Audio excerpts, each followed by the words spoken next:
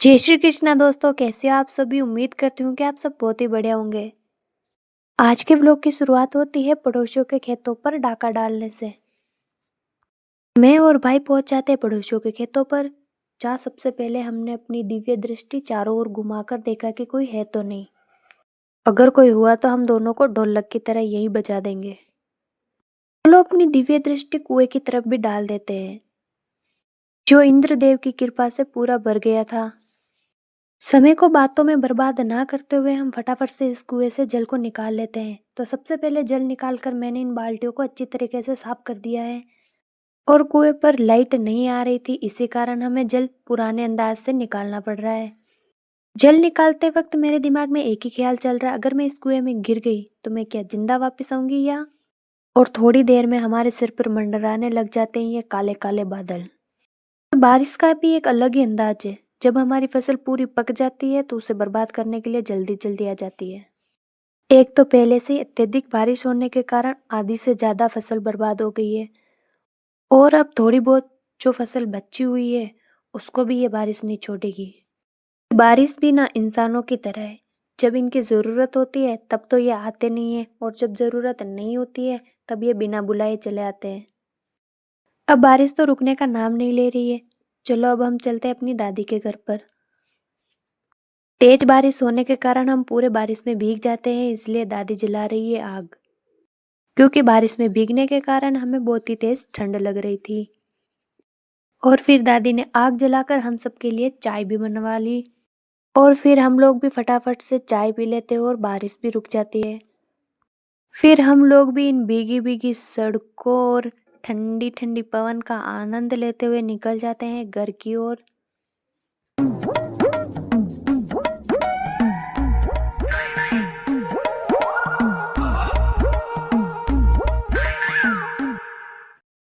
और अगली सुबह फिर से पहुंच जाते हैं हम अपनी कंपनी में, जहाँ पहले सूरज बाबा को प्रणाम किया। और आज का मिशन रहेगा मूंगफलियों से युद्ध करना, क्योंकि कल की बारिश से इनकी शक्ति काफी कम पड़ गई है, इसलिए ये युद्ध जीतना हमारे लिए आसान रहेगा। फिर अपनी शैतानी खोपड़ी लगाते हुए मैंने पैरों के मोजे से ही हाथ का सुरक्षा कवच बना लिया, ताकि मूंगफलियों से युद्ध करते समय हमारे हाथों को कोई नुकसान ना हो। चलो अब शंखनाद करके हम करते हैं युद्ध का आगाज। आक्रमण। युद्ध करते करते हमारे पेट के चूहों में भी युद्ध छिड़ जाता है। उनके युद्ध को शांत करने के लिए उन्हें थोड़े से चावल दे देते हैं। अपने पेट के चूहों को थोड़ा सा चावल देके हम आराम भी करने लग जाते हैं। और 3 बजते ही हमने उस अंदाज में चाय बनाई है जिस अंदाज में ग्वाले चाय बनाते हैं। और हम लोग चाय पीने के लिए फक्कर लेकर बैठ जाते हैं। क्या आप लोगों ने कभी इस तरीके से चाय बनाकर पी है? भाई मेरे को तो ये चाय बहुत ही अच्छी लगी। सवेरे हमने जो युद्ध छेड़ा था उसमें हमने विजय पा ली है, और इन सबको मारकर इस ट्रैक्टर में भर दिया और ऊपर त्रिपाल भी ओढ़ा दिया है। अब इन सबको लेकर हम निकल जाते हैं अपने गांव की ओर। और हम लोगों ने अपने पैर को ही अपने फोन का स्टैंड बना दिया।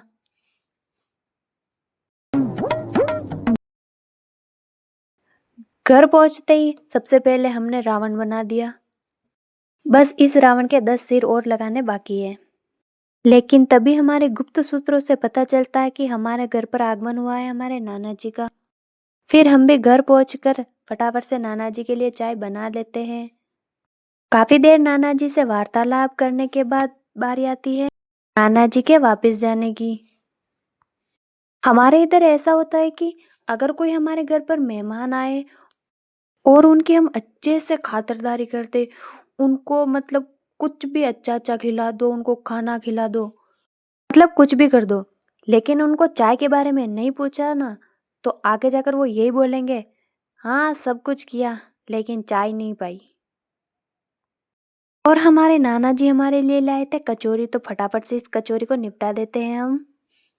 लेकिन समझ नहीं आ रहा, पहले कचौरी 10 रुपए में आती थी, उसमें भी इतना कूट कूट के मसाला भरा होता था। और अब कचौरी 20 रुपए की आती है, जिसमें मसाला सिर्फ नाम मात्र का। और यहाँ पर हमारे भ्राताश्री के पैर में कील लग जाती है, इसीलिए माताजी लगा रहे उनके पैरों में देसी दवाई।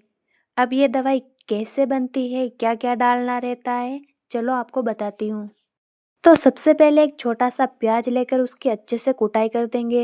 अगर आपको लोहे की चीज की लग जाए ना तो आप इसे ट्राई कर सकते हो और ये वर्क भी करता है।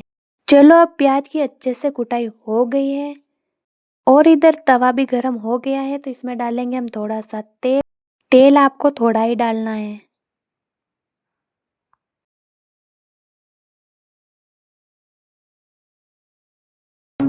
और थोड़ी सी हल्दी डालकर इसको 5-6 मिनट तक अच्छी तरीके से पका लेंगे।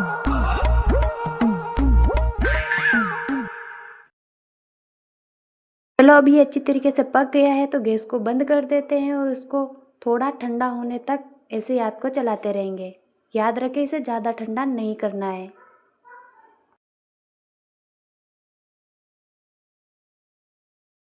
और ये असर भी करता है।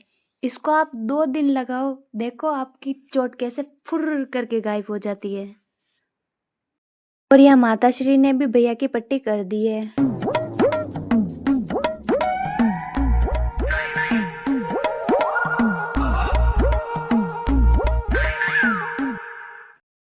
फिर बिल्ली की तरह रात को मेरी नजर पड़ती है छाछ की तपेली पर। काफी देर नजर घुमाने के बाद में मेरी नजर पड़ती है इस पर, जिसको हमारे नटखट कान्हा जी चुरा चुरा कर खाते थे।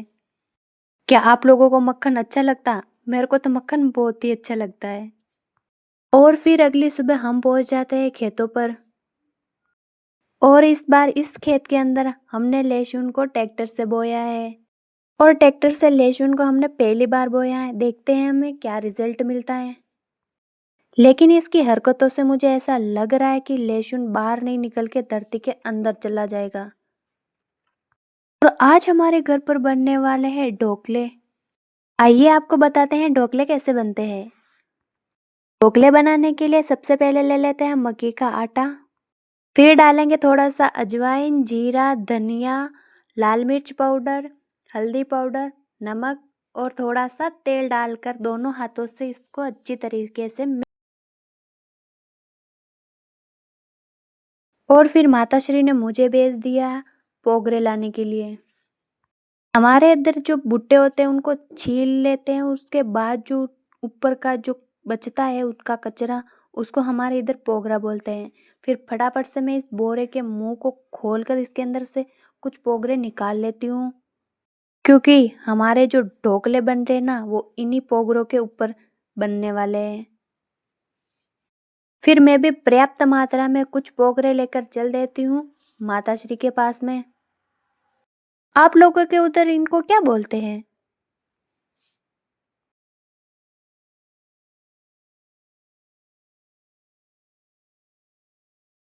यहाँ पर हमारी माताश्री ने आग जलाकर पानी गर्म होने के लिए रख दिया है। अब पानी गर्म हो तब तक हम निपटा देते हैं इस तिल और शक्कर को। क्या आप लोगों ने कभी तिल और शक्कर को एक साथ खाया है? अगर नहीं खाया है तो खा कर देखो, बहुत अच्छे लगते हैं। और ये है खारा पापड़। जो पानी हमने गर्म होने के लिए रखा था उसको चेक कर लेते हैं कि इसके अंदर एक उबाल फूटा या नहीं। एक उबाल फूटने के बाद में हम डाल देंगे इसके अंदर खारा पापड़। एक उबाल आने तक हम और इंतजार करेंगे। अब इस पानी को छन्नी की सहायता से छान कर डाल देंगे उस आटे के अंदर जो हमने पहले बनाया था। और याद रखना पानी हमें गर्म ही डालना है और इसको चम्मच की सहायता से अच्छे से मिक्स कर देंगे। अब हमारी प्यारी माता श्री इनको अच्छे से मिक्स करे तब तक हम निपटा देते इस केले को। अब आटा थोड़ा मिक्स हो गया है तो चलो हाथ की मदद से इसको थोड़ा और गूंथ लेते हैं। और ढोकला बनाने की आधी प्रक्रिया तो वैसे ही है जैसे कि हम मक्के की रोटी बनाते हैं, क्योंकि मक्के की रोटी भी हाथ से ही बनाई जाती है, जिसमें बेलन चकले का कोई काम नहीं होता है, और ढोकला भी हाथ से ही। तो अब हम इस सारे आटे की एक एक करके ऐसे कटोरियाँ बना लेंगे और जो पोगरे में लाए थे उनको अच्छे से साफ करके इसके अंदर फिट कर देंगे। इसके अंदर हमें ये पोगरे इसलिए रखने पड़ते ताकि ढोकला हमारा अंदर चिपके नहीं, और इसको अंदर रखने से ढोकले के स्वाद में भी थोड़ा चेंज आता है। सारे पोगरे अंदर जमा दिए हैं, तो चलो अब बारी आती है ढोकले को जमाने की। और हमारी प्यारी माता श्री एक एक ढोकले को अंदर रख रहे हैं और उनको बहुत ही आराम से रखना पड़ता है। याद रहे, इनको रखते समय ये ढोकले फूटने नहीं चाहिए।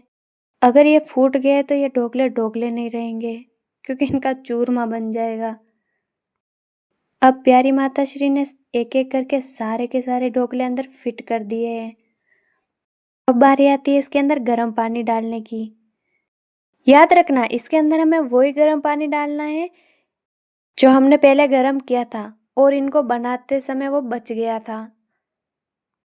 और इनके अंदर हमें ज़्यादा पानी नहीं डालना है, क्योंकि इसके अंदर हमने ज़्यादा पानी डाला तो इसकी राबड़ी बन जाएगी। पानी डालकर इसको चूल्हे पर पकने के लिए रख देते हैं और इसको खाया जाता है उड़द की दाल के साथ में। तो बहुत ही ज़्यादा अच्छे लगते हैं और खाने में तो बहुत ही ज़्यादा स्वादिष्ट होते हैं। और फिर अगली सवेरे हम निकल जाते हैं दूर के खेतों के लिए।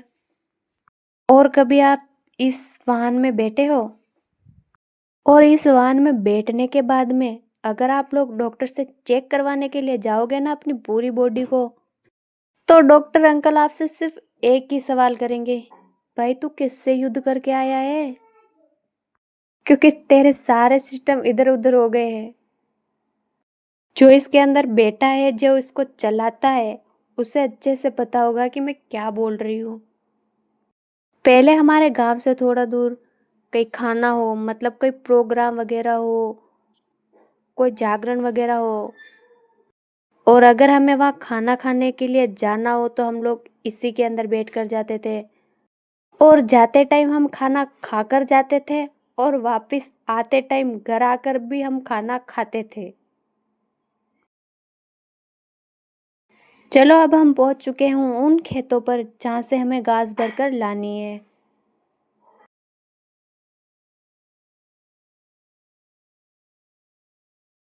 फिर मैं और माताश्री भरने लग जाते इसके अंदर घास। थोड़ी देर घास भरने के बाद में हम लोग थक जाते हैं तो थोड़ा आराम करने के लिए बैठ जाते हैं। थोड़ा सा आराम करने के बाद में हमने इसके अंदर पूरी घास भर दी है।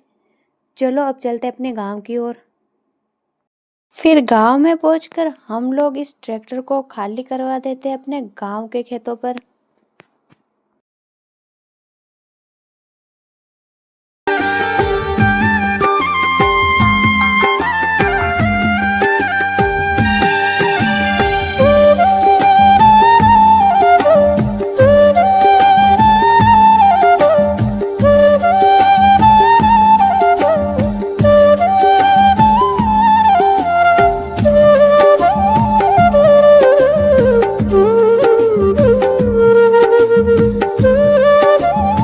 और फिर ट्रैक्टर को बाय बाय बोलकर माताश्री इस चैनल गेट को बंद कर देते हैं।